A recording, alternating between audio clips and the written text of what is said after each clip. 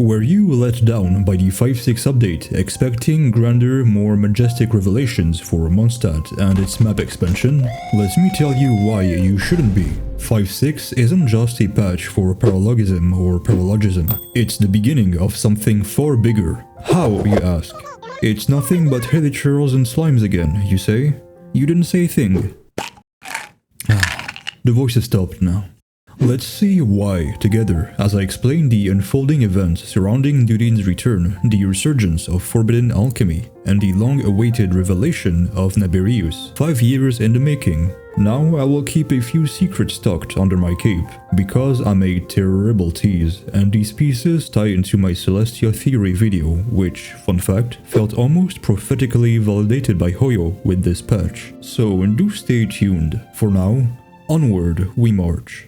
The whole story is centered on imposters and synthetic lifeforms, a very familiar topic if you've done Albedo's last quest during the Shadows Amidst Snowstorms event. Why are these events still time limited? I don't get it. The imposter from this story was killed by Albedo, who had disposed of his remains in Dragonspine. Durin, whose remains lay in Dragonspine, is still alive as we all know.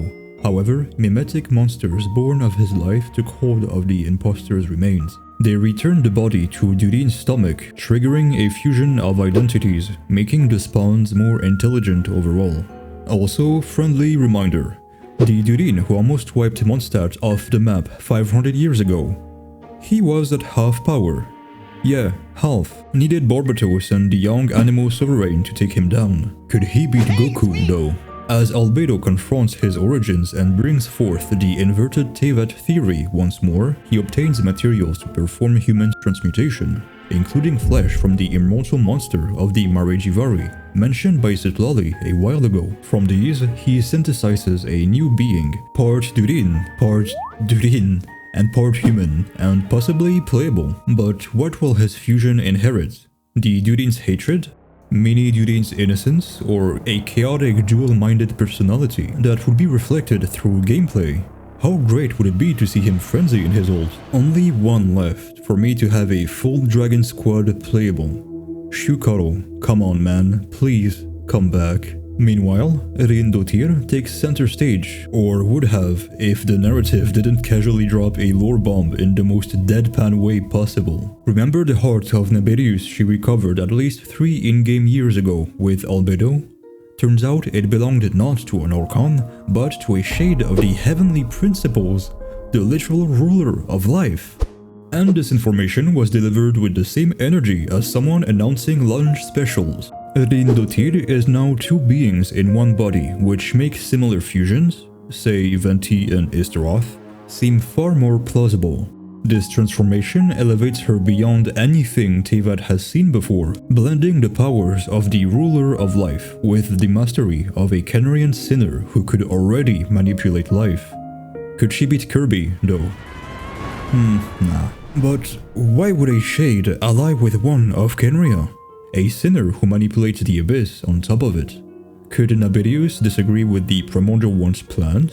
Ronova was punished for caring too much about humanity, after all. I would expect the Shade of Life, creator of humans, to be quite loving and caring in nature, especially toward her creations. Yes, I'm saying her because other than the Primordial One, I'm very sure every shade is a female. Then again, the term devoured is used, so perhaps the union wasn't consensual. Either way, the sinners are clearly on another level of narrative weight. And what does this mean for Mondstadt?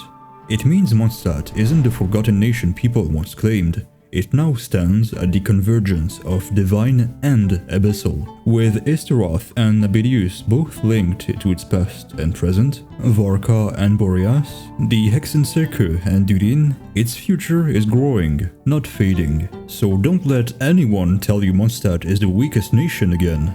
In the meantime, if you're starved for Mondstadt content, feel free to watch this video here so we can see how my judgment held up against time. With that, a subscribe button, how peculiar.